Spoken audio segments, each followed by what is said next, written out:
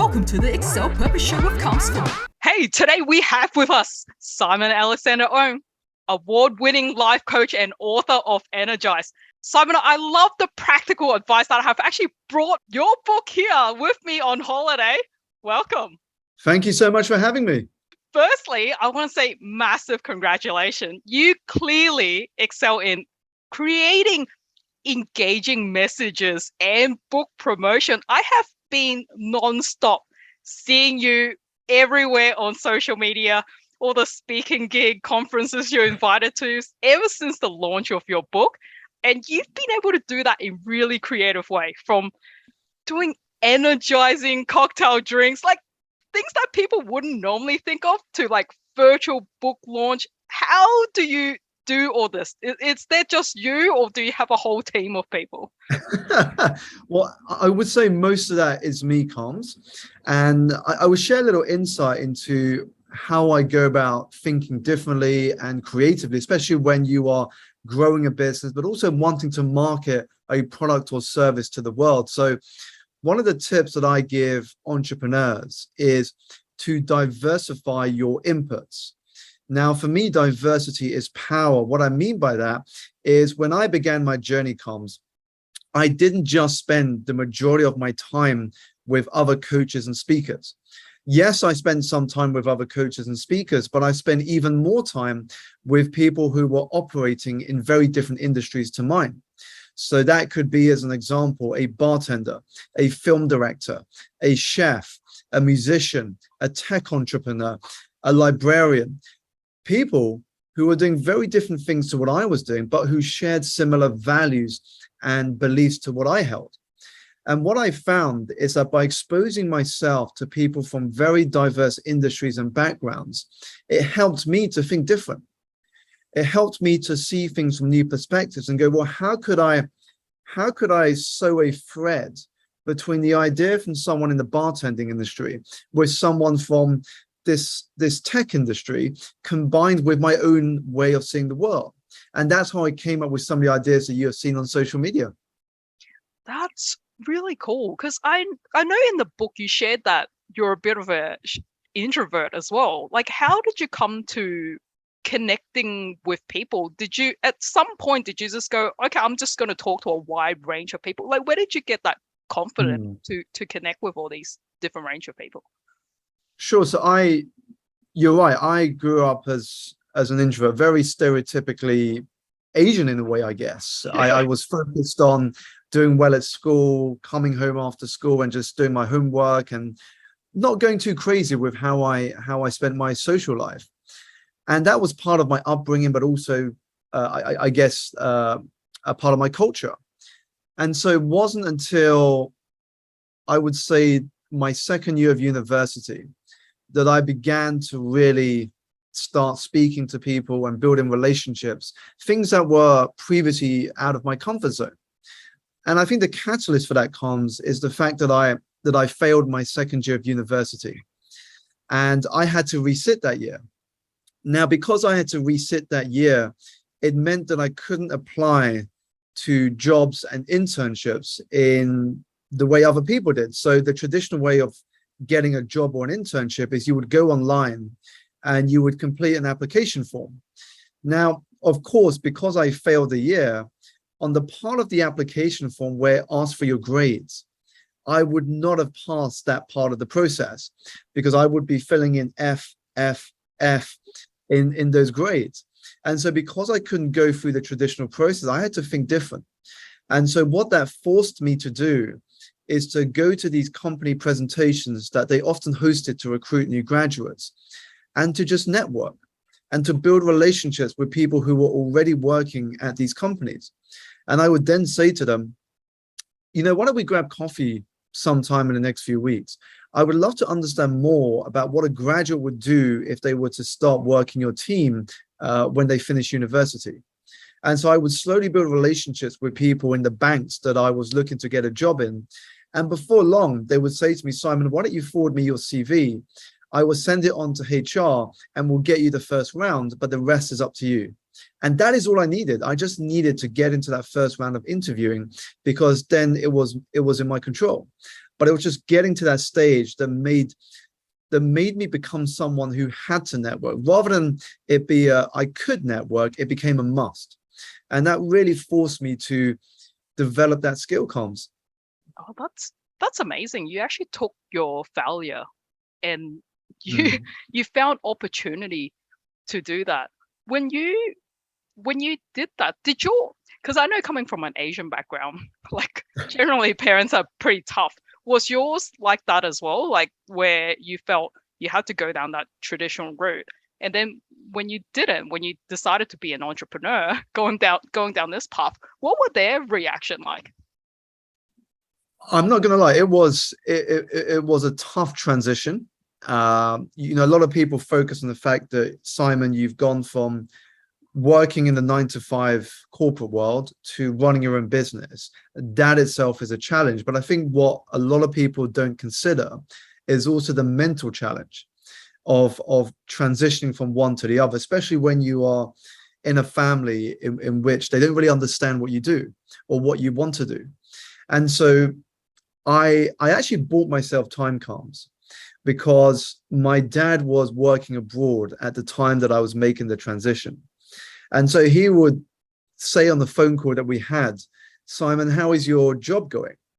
And I would buy time by saying things such as, it's the same old, nothing sort of really happening, but I'm still working towards that promotion next year. Hopefully I'll get it. But otherwise we're still just trying to coast and trying to get a few more deals. But, I'm just trying to do my best still. So I would say things like that would buy me some time to focus on building the business and building forward in what I wanted to do in my career. And it was only when I started to experience some success. And I think this ties into the fact that a lot of Asian parents, traditional Asian parents, question your motives behind doing something they don't understand until they see that you are achieving something. Once they see you getting some success in that thing that they don't understand, they become more appreciative of it, because now they see a path forward. But the irony is you have to take that leap before you get that success. And so only once I started to get some success in building my coaching practice, I was more comfortable sharing it with my family. And then the moment I think that they fully understood and backed me 100% behind what I was doing is when I started to get interviews with media outlets such as the BBC or Sky News. And seeing that they were sharing that on their own social media, for me, was just beautiful to see, because it was a message that, Simon, we're really proud and we're really excited by what you're doing. And that was very touching to see, comms. Oh man. Yeah, totally. I just can't even imagine how happy like a Asian mom and dad would be to be able to proudly share share that to their relatives. Like, and the success you got with, and this is your first book as well, and you got these incredible endorsements from people like Simon Sinek, one of my favorite people. How did you connect with someone like him, and with those media presence you got? Did you have an agent working to help you with that, or it was part of like these incredible connections you were forming through your journey that assisted in? Sure. So I did work with a PR company for a couple of months in the lead up to the book launch, simply because I needed help to manage all of the inquiries and the marketing that we were doing. But if I look at my entrepreneur journey as a whole, I would say 90% of what you see, media, endorsements, shout outs, partnerships, a lot of those things have come down to building relationships myself. And it is why when I mentor young entrepreneurs, I often tell them that a lot of us talk about personal skills, such as getting enough sleep, moving your body, eating right, reading. These are what I call personal skills. But from a professional perspective, one of the skills that I don't think enough of us focus on is nurturing, cultivating, and growing our network. Because the old school perception of networking is I only network with a person if I see something in return for me. And that's not the way to build relationships. The way we build relationships is, well, I'm just going to be open to who I connect with as long as I feel there is some connection. And so I didn't wait until a few months before my book was being published and go, you know what, I want to reach out to Simon and ask for a testimonial. I've come across Simon's path since 2013, 2014. And I still remember when he was in the UK, he was promoting his second book, Leaders Eat Last. And I was invited to this dinner event, and there was probably 60 to 70 people attending that event. And Simon Sinek was the after dinner speaker. And I looked at the registration list before I went to the bar where everyone was mingling before we sat down for dinner. And I saw that him and I were the only two people called Simon that evening. And I said to myself, Combs, that is my icebreaker.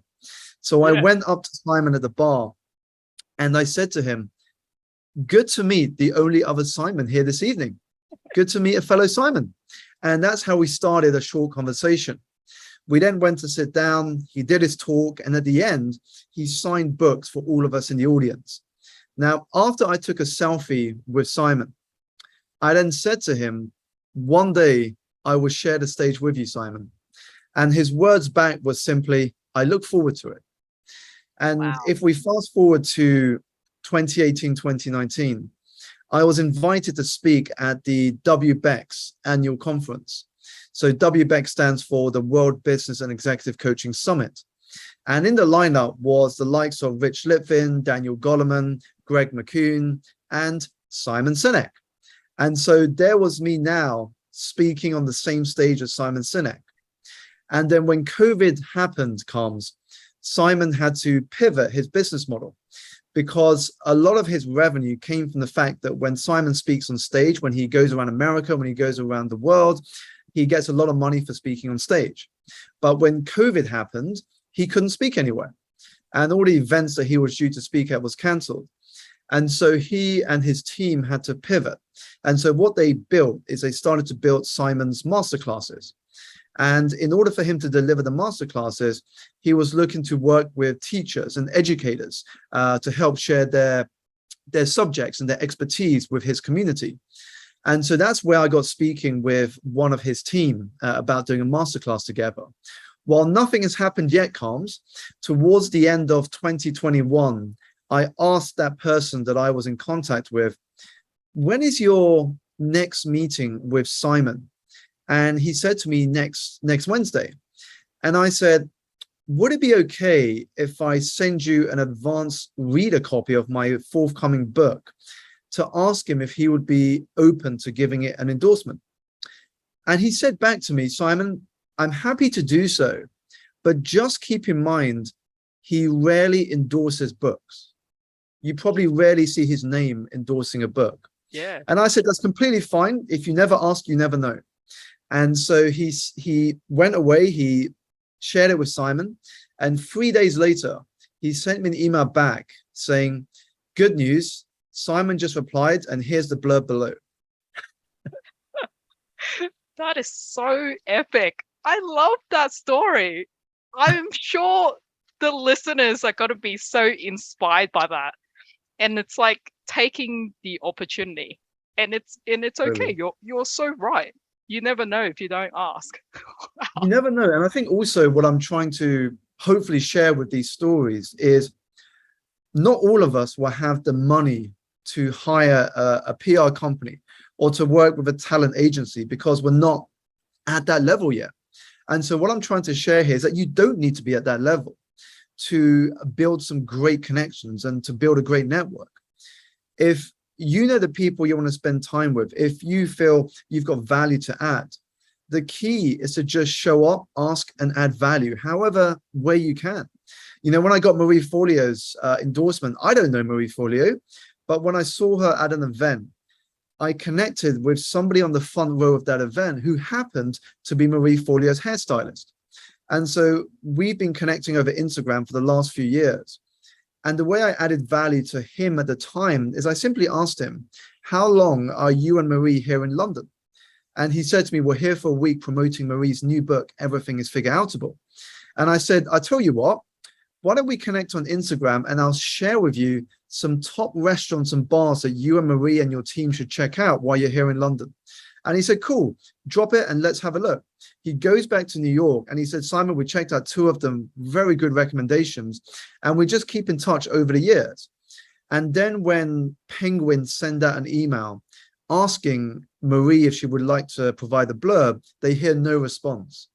And so 2 days before we are about to finalize the endorsements, I send a message to him on Instagram and say, we're 2 days away from finalizing all of the endorsements. I'm wondering, given you are fairly close to Marie, would it be okay to give her a nudge just to see if she's open to providing some blurb, however short? I'm even happy to highlight what the key takeaways are from the book if she doesn't have time to read it.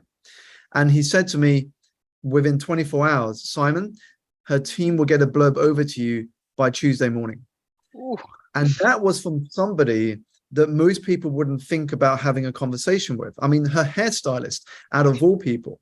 And so that just shows you that you don't always have to go for the person directly. Just start showing up, having conversations, planting seeds, because you have no idea which one of those seeds will blossom into an orchard. Wow, that is so cool. I love that. And it's really you being passionate about what you're doing, and it stems from you totally just providing value without expectation. That's so cool. And like when you're writing this book, like a lot of people have like a book within them, right? And they're tossing between, hey, publishing in Amazon, heaps of people have done that. But you were able to publish it in Penguin.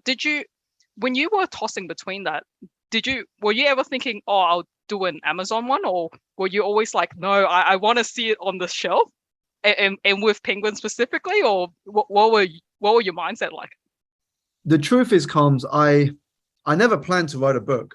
It was one of those things that was, you have this list of things that you want to achieve in your business. So it could be, I want to start a podcast, I want to shoot YouTube videos, I want to write a book, I want to run a retreat. So there's lots of things that are on your list of things that you would like to do. Now, for me, writing a book was on there, but it wasn't my top 3 of things that I wanted to focus on back in 2019 when I did this sort of list.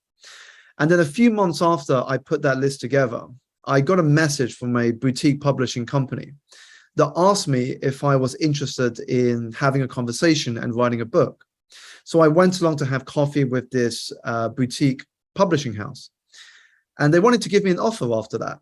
But after I saw what was being proposed, that for me felt like a win-lose, a win for them, but a lose for me. And then my wife asked me a very powerful question, which helped to set me on the path to writing with Penguin. She said to me that, Simon, if you were to only write one book, and at the moment we have no idea if you're going to write a second, a third, or a fourth, but if you were only to write one book, would you be happy with the publisher that you are speaking with at the moment? And the honest answer was no. I mean, I wouldn't be happy if I only published one book. I wouldn't be happy with the deal that was on the table. And so that inspired me, Combs. That inspired me because it got me questioning. If I was to only publish one book, who would I love to have it with?